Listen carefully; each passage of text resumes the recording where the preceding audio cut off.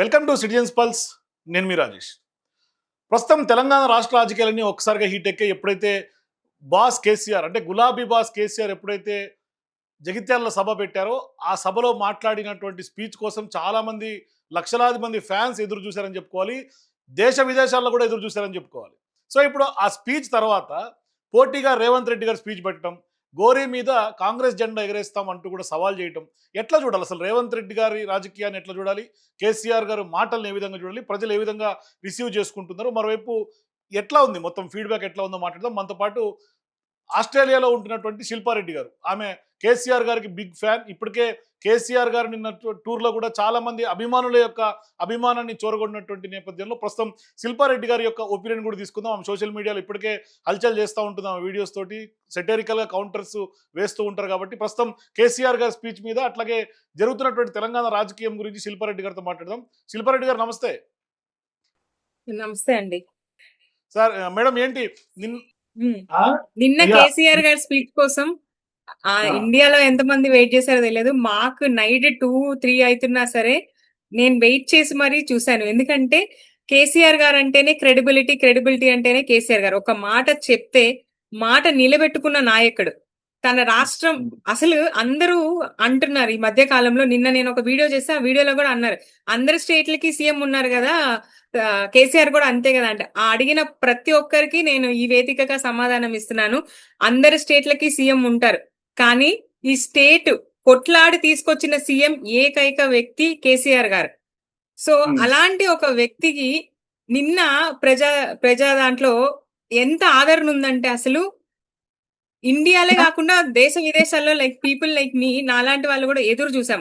దాంట్లో ఆయన ఒకటే చెప్తున్నాడు, నాకు అందరూ సమానంగా అందరూ హ్యాపీగా ఉండాలి, అలా అది జరిగే వరకు నేను పోరాడుతూనే ఉంటాము, మేము ప్రజల సేవ చేస్తూనే ఉంటాం అన్నారు.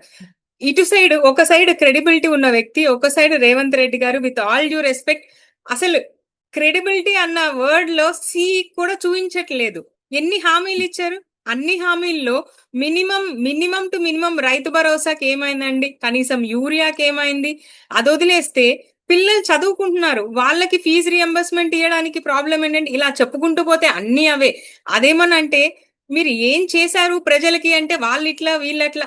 ప్రజలు మిమ్మల్ని ఓట్లేసి ఎంచుకున్నది ఎదుటి వాళ్ళని విమర్శించడానికి కాదు, ప్రజలకి న్యాయం చేస్తారు, ప్రజలను ముందుకు తీసుకెళ్తారన్న ఒక కారణంతోనే మిమ్మల్ని నమ్మి ఓటేశారు కాంగ్రెస్ కి స్పెసిఫిక్ గా. ఎందుకంటే కాంగ్రెస్ ఎంతో ప్రయత్నించింది ప్రత్యేక రాష్ట్రం రాకూడదు అని చెప్పి.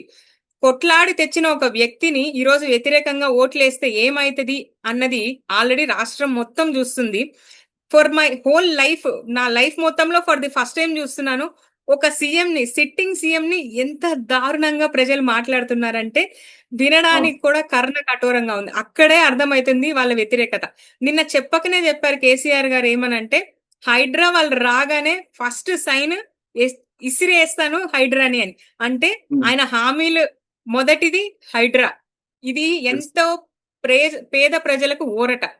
సో అసలు there is no comparison between KCR garu and Revanth Reddy గారు. రేవంత్ రెడ్డి గారు ఎట్లా అంటే, నేను ఎదిగానా, మా వాళ్ళు ఎదిగారా, మాకు రియల్ ఎస్టేట్ దందా బాగుందా, ఇవి మాత్రమే చూస్తారు. అంతేగాని పేద ప్రజలకి ఏం చేశాము, ఎంత చేశాము, పదవి వచ్చినప్పుడు ఒకలా, పదవి లేనప్పుడు ఒకలా మాట్లాడుతున్నారు. ఇదే రేవంత్ రెడ్డి గారు పదవి లేనప్పుడు ఏం మాట్లాడారు, ఏమైందయ్యా పేద ప్రజలు ఇల్లు వేసుకుంటే ఏమైతుంది, లీగలైజ్ చేసి మీరే ఇవ్వచ్చు కదా అన్నారు. మరి ఆయన చెప్పిన మాట ఈ రోజు ఆయనని ఎందుకు నిలబెట్టుకోలేకపోతున్నాడు అంటే, మీరు పదవి ఉన్నప్పుడు ఒకలా, పదవి లేనప్పుడు ఒకలా చూస్తారా, ఊసరి వీళ్ళకి రంగులు మారుస్తారా? ప్రజలు అది మాత్రం ఎక్స్పెక్ట్ చేయట్లేదండి ఒక నాయకుడి నుంచి. లీడర్ అంటే నిన్న కేసీఆర్ గారు చెప్పినట్టు సమానంగా అందరూ ఫైనాన్షియల్ గా లేకపోతే సొసైటీ లెవెల్ గా ఈక్వల్ అయ్యేంత వరకు ప్రజా సేవ చేస్తామన్న వాళ్ళు లీడర్. ఫర్ ఎగ్జాంపుల్ అండి, నిన్న కేసీఆర్ గారు సభ పెట్టారు, మన రేవంత్ రెడ్డి గారు పెట్టారు. దట్ ఇట్ సెల్ఫ్ నిన్న ఎవరి కోసం, ఎవరి స్పీచ్ కోసం, ఎవరి మాటల కోసం జనాలు వెయిట్ చేశారు. ప్రతి ఒక్క మీడియా ఛానల్ కూడా కేసీఆర్ గారిదే చూపించారు, ఇంక్లూడింగ్ మీ. నేనైతే చూడలేదు ఇప్పటి వరకు. కానీ కాదు యాక్చువల్గా ఆయన రేవంత్ రెడ్డి గారి స్ట్రాటజీ ఏంటంటే, ఆయన అదే టైంలో బహిరంగ సభ పెడితే ఖచ్చితంగా మీడియా స్పేస్ తగ్గుతుంది, ప్రజల్లో ఒక రకమైనటువంటి ఓవర్టేక్ అయిపోవచ్చు కేసీఆర్ గారిని అని ఏమన్నా చూసి అనుకున్నారా రేవంత్ రెడ్డి గారు? KCR is the history of Telangana అండి. ఇట్లాంటి వాళ్ళు ఎవరు ఏం చేయగలరు? ఆయన ఒక్క మాట కోసము కొన్ని లక్షల గుండెలు ఎదురు చూస్తుంటాయి. ఎంతో మంది ఇంట్లో కడుపు నింపినాడు, దీపం పెట్టాడు. అలాంటి ఒక వ్యక్తితో అసలేం చేయని ఒక వ్యక్తి పోలిస్తే ఏమైతదండి? ఇప్పుడు నేను సీఎంతో సమానం అంటే ఊస్తారు, నవ్వుతారు. ఫర్ ఎగ్జాంపుల్ నన్ను. అట్లనే రేవంత్ రెడ్డి లాంటి ఒకరు గౌరవమంత సీఎంగా ఉన్నారు. కానీ మనం ఎప్పుడైనా సరే అభిమానం ఎట్లా పొందుతామంటే మనం చేసే పనులలో, మనం చేసే మంచిలోనే. అట్లనే కేసీఆర్ గారికి ఇంత అభిమానం ఎట్లొచ్చిందంటే ఆయన చేసిన పనులు.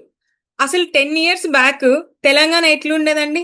హానెస్ట్‌లీ స్పీకింగ్ ఈ రోజులా అయితే లేదు.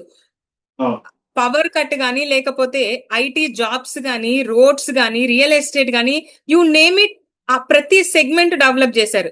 ఇప్పుడు అదే సెగ్మెంట్ లో యూ నేమ్ ఇట్ అంతే డిప్రిషియేట్ చేశారు రేవంత్ రెడ్డి గారు వచ్చాక. ఎవరైనా సరే ఒక పేద రైతు దగ్గరికి వెళ్ళి అడిగితే ఏంటిది అంటే మా నోట్లో మేమే మన్ను కొట్టుకున్నాం అని మాట్లాడుతున్నారు ఇవాళ. సో రేవంత్ రెడ్డి గారికి అసలు పోలిక లేదు. He can't even share the space on the same dais. ఇద్దరు ఒక డయాస్ మీద ఉన్నా సరే అందరి కళ్ళు కేసీఆర్ మీదకే పోతాయి. అందరి చెవులు కేసీఆర్ గొంతే వినాలనుకుంటారు. రేవంత్ రెడ్డిది కాదు. రేవంత్ రెడ్డి గారు నిన్న ఒక్కసారి ఆ సభ ముందు జరిగిన ఒక పాట కచేరీలో మీ గురించి ప్రజలందరూ ఏమనుకుంటున్నారో ఒక్కసారి వింటే పాపం నాకైతే చెవులలో రక్తం వచ్చినంత పనైంది. అంత దారుణంగా ప్రజలు రియాక్ట్ అవుతున్నారు. అసలు హైడ్రా అయితే దిస్ ఇస్ ఏమంటారు, కొంతమంది బాధపడే చూస్తుంటే కన్నీళ్ళు వస్తుందండి మాకే. కుటుంబాలు కూలిపోతున్నాయి కదా, హైడ్రా పేరుతో కూలుస్తున్నటువంటి కూల్చివేతలకి కుటుంబాలే చిన్నాభిన్నం అయిపోతున్నాయి. ఆయన ఎందుకు చేస్తున్నారో, ఆయన హిడెన్ ఎజెండా ఏందో నాకు తెలియదు. బట్ ఒక రాష్ట్రానికి సీఎం గా ఉన్నప్పుడు తండ్రి పొజిషన్ లో ఉన్నాడు. నువ్వు బిడ్డల్ని సమానంగా చూడాల్సింది తప్పితే డబ్బున్నోళ్ళని ఒకలా, ధనికులను ఒకలా, లేకపోతే పేద ప్రజలను ఒకలా చూస్తున్నారంటే మీరు అసలు ఆ సీఎం జాబ్ కి జస్టిఫై చేయట్లేదు కదా. ఆయన అసలు ఒక తండ్రిలా పెద్దలా బిహేవ్ చేస్తున్నాడా? ఎంతసేపటికి కేసీఆర్ గారిని విమర్శించడము, లేకపోతే బీఆర్ఎస్ ని విమర్శించడము, లేదా ఇంకెవరినన్నా విమర్శించడము. ఒక సీఎం అన్న పర్సన్ కి కొన్ని స్టాండర్డ్స్ ఉంటాయి. ఆ స్టాండర్డ్స్ ని దాటి భాష, ఫస్ట్ థింగ్ భాష. మా అందరికీ తెలుసు. We know that you don't have a good language grip. అది అందరికీ తెలుసు. కానీ అది తెలిసి కదా అని చెప్పి ఎంత కంటే అంత పడితే మాట్లాడితే ఎవ్వరు అప్రిషియేట్ చేయరండి. అందరం చదువుకున్నాము, తెలివి ఉంది. హైదరాబాద్ లో మీరు ఓడిపోవడానికి కారణం కూడా అదే. మీ గురించి అందరికీ బాగా తెలుసు కాబట్టి ఊర్లలో వాళ్ళు ఆశపడి జస్ట్ కడుపు నిండిపోయింది కదా. కేసీఆర్ గారు అందరికి కడుపు నింపినాక ఇంకేముంటది, లగ్జరీ కావాలి అనుకున్నారు. ఎవరికి పాపం తెలియదు వీళ్ళు వస్తే లగ్జరీ కాదు కదా, ఉన్నది కూడా పోతుందని అనుకోలేదు. ఎందుకంటే ఇంతవరకు ఏ సీఎం అలా చేయలేదు. Only for the record, for the first time only Revanth Reddy గారు ఇలా చేస్తున్నారు. సో ఆశపడినందుకు బాగా చేశారు. నెక్స్ట్ ఎలక్షన్ లో 2028 లో జనాలు కొట్టే దెబ్బ ఎట్లుంటదంటే ఒక్కొక్క ఓటుకి రీసౌండ్ వస్తుంది కాంగ్రెస్ లో. కానీ ఇవాళ రేవంత్ రెడ్డి గారు పరువు పోయింది అనుకోవాలండి. పోటాపోటీ స్పీచ్ డయాస్లు ఏర్పాటు చేసుకొని, బహిరంగ సభలు ఏర్పాటు చేసుకొని స్పీచ్ల వల్ల. మీరేమో కేసీఆర్ గారితో పోల్చాల్సినటువంటి అవసరం లేదని చెప్తున్నారు. కానీ ఆయన పోల్చుకొని ఇవాళ బహిరంగ సభ పెట్టిన తర్వాత పరువు పోయింది అనుకోవాలా? First of all with all due respect, ఆయనకి అసలు పరువు ఉందని నేను అనుకోవట్లేదు. నా పర్సనల్ ఒపీనియన్ ఇది. పరువు అనేది ఉంటే పోవాలి. అసలు పరువే లేకుండా అసహ్యమైన పదజాలం వాడుతున్న వ్యక్తికి ఇక పరువు కొత్తగా ఉంది అనుకొని లేని దాన్ని ఊహించుకొని ఇమాజినరీ వరల్డ్ లో మాట్లాడి బతుకుతుంటే ఇంకేం మాట్లాడలేము. పిచ్చో లేకపోతే ఏమన్నా మెంటల్ ఇష్యూస్ ఉన్నాయో మనకి తెలియదు. అది కొంచెం ఒకసారి వాళ్ళ పిఆర్ టీం గానీ లేకపోతే రేవంత్ రెడ్డి గారు కూడా ఆత్మ విమర్శన చేసుకోవాలి. అసలు చెప్పేదే అబద్ధాలు, చేసేవే అన్ని దందాలు. ఇప్పుడొచ్చి నాకు పరువు అంటే ఎక్కడికెళ్ళి వస్తుంది? పరువు రాదు. గౌరవం, పరువు రావాలంటే మీరు ప్రజల కోసం పనిచేస్తే అందరూ గౌరవిస్తారు. మీరు వస్తే లేచి నిలబడి దండం పెడతారు. కనీసం కొన్ని సభలల్లో అయితే గౌరవ ముఖ్యమంత్రి రేవంత్ రెడ్డి అన్న పేరు కూడా రావట్లేదు చాలా మందికి. అంటే ఎవరికి మీరు కనిపిస్తలే, యు ఆర్ ఇన్విజిబుల్. సో అలాంటి ఒక వ్యక్తి వచ్చి పరువు పోయిందంటే అసలు పరువే లేని వ్యక్తికి పరువు పోవడం అనేది ఏమి ఉండదండి. ఇది అగైన్ నా పర్సనల్ ఒపీనియన్. కానీ ఆయన పదే కేసీఆర్ గారు చావుని ఎందుకు కోరుకుంటున్నారంటే, కేసీఆర్ గారు ఏమో డైరెక్ట్గా ఆయన పేరు కూడా తీయకుండా కౌంటర్ ఇచ్చాడు. 1000 జన్మలు ఎత్తినా కూడా నా చావుని చూడలేవు అని చెప్పేసి ఆయన డైరెక్ట్ కౌంటర్ అటాక్ చేశారు. కానీ ఆయన నిన్న కూడా ఆ గోరి మీద కాంగ్రెస్ జెండా మా కార్యకర్తలు బాతుతారు అని ఎందుకు అటువంటి భాష, అటువంటి ఐడియాలజీ? మరి కేసీఆర్ గారు చావును ఎందుకు కోరుకుంటున్నాడు పదే పదే రేవంత్ గారు? ఒకటి జెలస్. ఓర్వలేక ఓర్వలేక ఏం చేయాలో అర్థం గాక, భాష మీద కంట్రోల్ లేక ఎటు పడితే అటు మాట్లాడుతున్నారు. ఫస్ట్ ఆఫ్ ఆల్ ఆయన కేసీఆర్ గారి ఏజ్ కన్నా రెస్పెక్ట్ ఇవ్వాలి. లేకపోతే ఎక్స్ సీఎం అనైనా రెస్పెక్ట్ ఇవ్వాలి. అది కాకపోతే ఒక మనిషిగా అన్నా రెస్పెక్ట్ ఇవ్వాలి. ఈ 3 లేని ఒక వ్యక్తి ఎథిక్స్ ఉన్నాయా అతనికి? ఎథిక్స్ లేవు. లాంగ్వేజ్ లేదు. ఏమంటారు? ప్రజలకి మంచి చేసే ఉద్దేశం లేదు. క్యారెక్టర్ లేదు. ఇవన్నీ లేకుండా వచ్చి నువ్వు ఎవరో చనిపోవాలి. నిన్న ఇదే సభగా మన కేసీఆర్ గారు ఒక విషయం చెప్పారు. ఏంటంటే పిల్లి ఉట్టి మీద ఉండేది కావాలని చెప్పి శాపనార్థాలు పెడితే అట్లా అవ్వదు. ఎందుకంటే ఇతను ఒక్కడే చనిపోవాలనుకుని చనిపోరు. కొన్ని లక్షల మంది గుండెలు ఆయన బతకాలి, ఆయన రావాలి అన్నారు. నిన్న ఆ సభలో మీరు చూస్తే సీఎం సీఎం అని రీసౌండ్ వస్తుంది.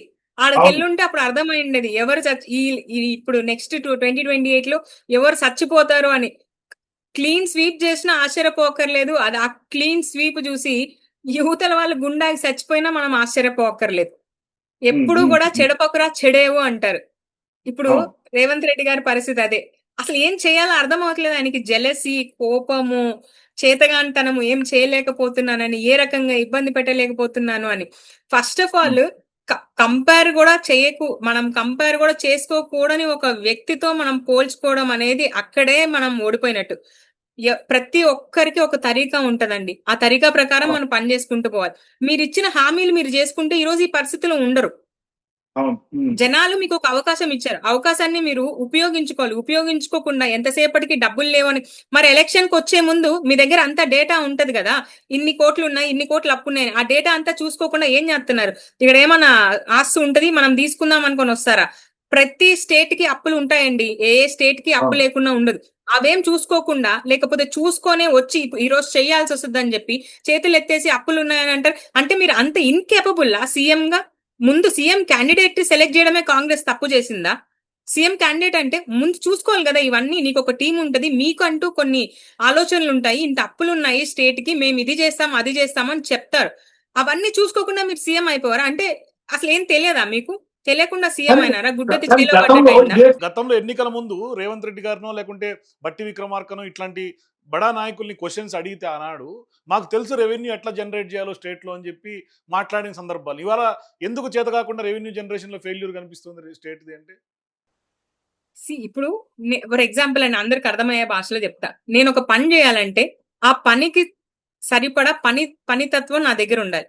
నా దగ్గర ఆ పనితత్వం లేకుండా నాకున్న పని పోయి నన్ను ఏకంగా సీఎం చేసేస్తే ఎట్లా?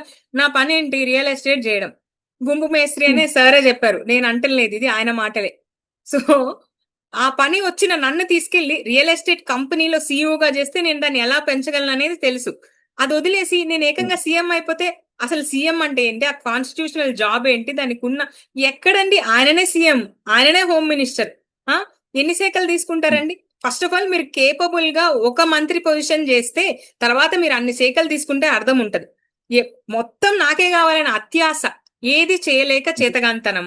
ఏమంటారు? నిన్న కేసీఆర్ గారు చెప్పారు, కాకికి పెట్టాలంటే కంకెడు లేవు గాని పిట్టకి పెడదామంటే పిడికెడు లేదు. అట్లాంటిది నువ్వు వచ్చి ఇప్పుడు ఓవరాల్ గా రేవంత్ రెడ్డి గారికి యాజ్ అ థర్డ్ పర్సన్ గా మాకు అర్థమైనది ఏంటంటే ఆయనకి చేయడం రావట్లేదు, లేకపోతే తెలియదు. నేర్చుకొని చేద్దామన్నా ఆ బ్రెయిన్ లేదా ఆ మైండ్ సెట్ కూడా రేవంత్ రెడ్డి గారికి లేదని క్లారిటీగా అర్థమైంది. కానీ కాదు శిల్ప గారు, మీరు కేసీఆర్ గారికి ఎట్లా కల్ట్ ఫ్యాన్, వైఎస్ గారికి కూడా అంత కల్ట్ ఫ్యాన్ తెలుసు నాకు. అవునండి. కానీ నిన్న రేవంత్ రెడ్డి గారి స్పీచ్ లో వైఎస్ రాజశేఖర రెడ్డి గారు ఏ విధంగా అయితే రెండోసారి టర్మ్ గెలిచాడో, అప్పుడు డిఎస్ గారు వైఎస్ గారు ఏ విధంగా అయితే గవర్నమెంట్ ఫామ్ చేశారో అదే తరీకాలో నెక్స్ట్ మళ్ళీ 2039 దాకా మేమే ఉంటాము అని మహేష్ కుమార్ గౌడ్ నేను కలిసి గవర్నమెంట్ ఫామ్ చేస్తాము నేను చాలా కాన్ఫిడెన్స్ గా చెప్తూ ఉన్నాడు. ఏంటి అట్లా పోల్చుకోవచ్చా మనం అసలు? అంటే ఆ ద్వయాన్ని ఈ ద్వయాన్ని మనం పోల్చి చూడొచ్చా? పోల్చుకోనికి కాదు, తలుచుకోనికి కూడా అర్హులు కాదు రేవంత్ రెడ్డి గారు. ఎందుకంటే వైఎస్ రాజశేఖర రెడ్డి గారు ఎన్ని రీఫార్మెంట్స్ తెచ్చారండి? You name it. ఆరోగ్యశ్రీ గాని, లేకపోతే ఫీజు రియంబర్స్మెంట్ గాని, యూ నేమ్ ఇట్. ఆయన చెయ్యని రీఫార్మెంట్ లేదు. అంత పెద్ద గొప్ప నాయకుడితో పోల్చుకోవాలంటే అదంతా వదిలేండి. ఆయన తెచ్చినవి కనీసం కంటిన్యూ చేయట్లేదు. రేవంత్ రెడ్డి గారు తెచ్చిన ఒక కొత్త రిఫైన్మెంట్ ఏంటి? హైడ్రా కాకుండా ఇంకేదైనా రిఫైన్మెంట్ చెప్పండి. జనాలకు పనికొచ్చే రిఫైన్మెంట్ ఏమైనా తెచ్చాడా? తేలేదు. అది కాక ప్రజల కోసం ఒక్క చిన్న పని ఏం చేశారండి ఆయన? ఉన్నవి చక్కగా నడపడమే చేత కావట్లేదు. నీకు ఒక స్కూల్ ఇచ్చామండి. ఒక స్కూల్ ని రన్ చేయి బాబు అన్నాం. ఆ స్కూల్ నే రన్ చేయకుండా స్కూల్ దివాలా తీసిపోయింది. స్కూల్లో వాళ్ళిట్లా వీళ్ళిట్లా అంటే ఎట్లా? నువ్వు హెడ్ మాస్టర్వి. Like you are CM of the state.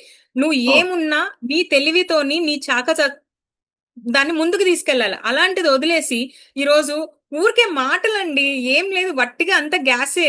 ఆడ ఏం లేదు. ఆయన ఏదో ఆయన ధైర్యం చెప్పుకోనికి మాట్లాడుతున్నాడో, లేకపోతే ప్రజలను మోసం చేయనీకి మాట్లాడుతున్నారో నాకు అర్థమైతలేదు గాని, అసలు అక్కడ నెక్స్ట్ టైం కాదు కదా, కనీసం తన సొంత నియోజకవర్గంలో అయినా గెలుస్తాడా లేదా అన్న doubt. I'm actually eagerly waiting ఆయన సొంత నియోజకవర్గంలో కూడా ఆయన గెలవలేడేమో అని. నాకు తెలిసి వేరే కొడంగల్లో కూడా ఓడిపోతారా? 100%. కొడంగల్ రైతుల్ని ఎన్ని ఇబ్బందులు పెట్టారండి? కొడంగల్లో కనీసం పోలీస్ స్టేషన్‌కి వెళ్లి కేసు పెట్టడానికైనా అసలు పాపం ఆ పేద ప్రజల్ని అలౌ చేసినారా? ఇవన్నీ జనాలు మర్చిపోతారనుకుంటున్నారా? తెలంగాణ వచ్చిందే అణిచివేయబడ్డం వల్ల, అణగదొక్కడం వల్ల. అదే అణగదొక్కడం మళ్ళీ ఈ రోజు జరుగుతుంది. దానికి పర్యవసరాలు రేవంత్ రెడ్డి గారు తీసుకోవాల్సి వస్తది. కాంగ్రెస్ ప్రభుత్వం కూడా తీసుకోవాల్సి వస్తది. ఎందుకంటే చాలా మంది వర్తీ పీపుల్ ఉన్నా సరే రేవంత్ రెడ్డి గారిని సెలెక్ట్ చేసుకొని సీఎం చేసుకున్న పాపానికి ఈ రోజు ఆల్రెడీ ఎంత వ్యతిరేకత ఉందనేది, next BJP is Congress in Telangana అనేది నా ఒపీనియన్ అండి.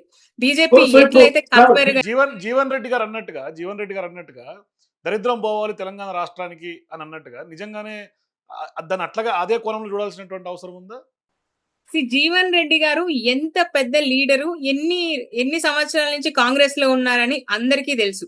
సో ఎవరైనా సరే ఇప్పుడు జీవన్ రెడ్డి లాంటి పెద్ద వ్యక్తులు, గొప్ప వ్యక్తులు, రాజకీయాల్లో ఎన్నో సంవత్సరాల నుంచి ఉన్న వాళ్ళందరూ కూడా తెలంగాణ మంచి కోరేవాళ్ళు. ఇర్రెస్పెక్టివ్ ఆఫ్ పార్టీస్ తెలంగాణ బాగుండాలి, మా ప్రజలు బాగుండాలి అని అనుకునేవాళ్ళు.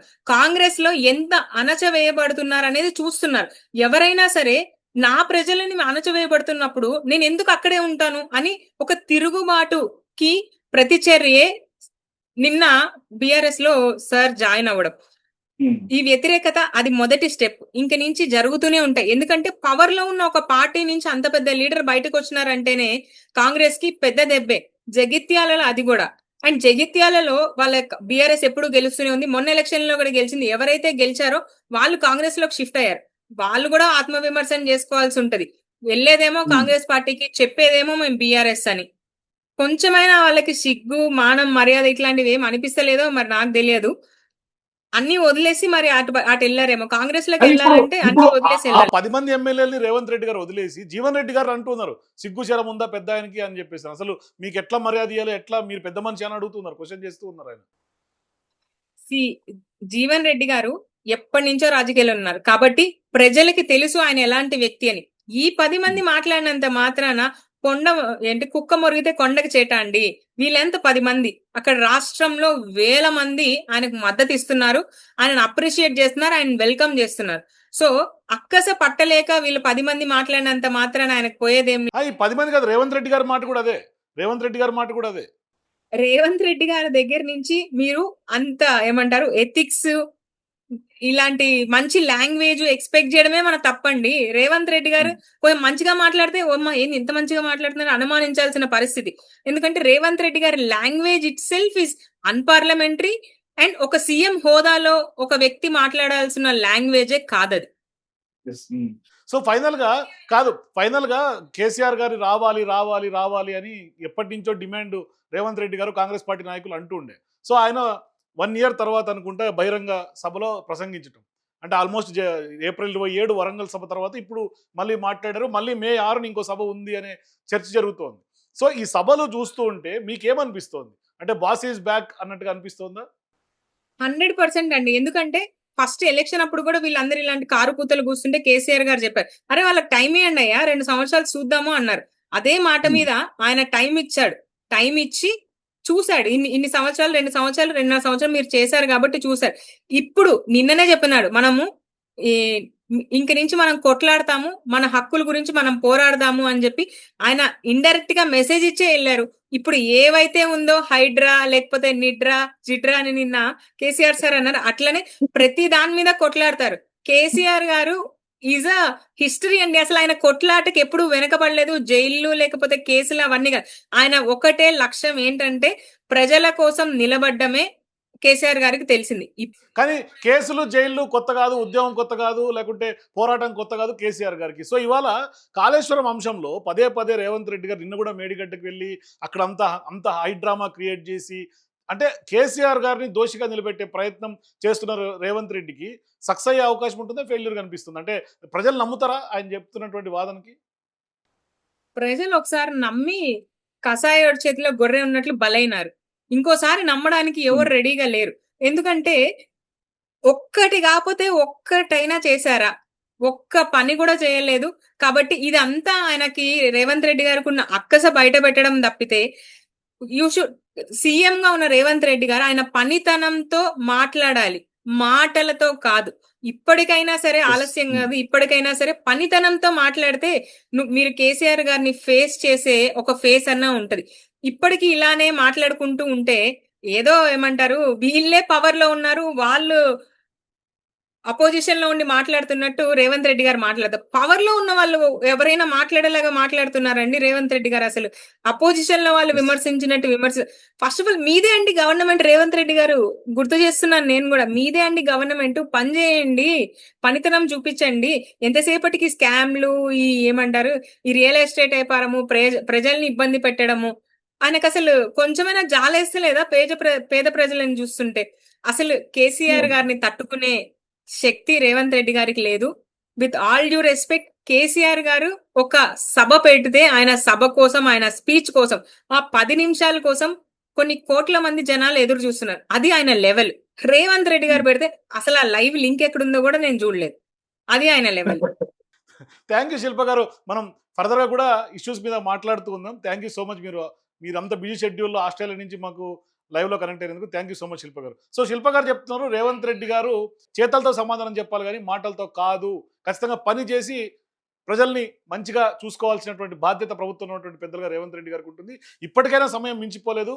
ఈ యొక్క 2.5 సంవత్సరాలైనా కూడా కనీసం పేద ప్రజల కోసం కొంచెం జాలి చూపించి ఆయన కొంత మానవత్వంతో ముందుకు అడుగులు వేయాలి అని ఆమె కోరుకుంటుంది. సో చూద్దాం ఏం జరగబోతుందో. సో మీరు కూడా కేసీఆర్ గారు రీఎంట్రీ ఇచ్చిన తర్వాత, బహిరంగ సభలో స్పీచ్ చూసిన తర్వాత మీకేమనిపిస్తుంది? సో మీరు కూడా మీ అభిప్రాయాలు కింద నాకు కామెంట్స్ తెలియజేయండి. For more videos please watch citizens pulse.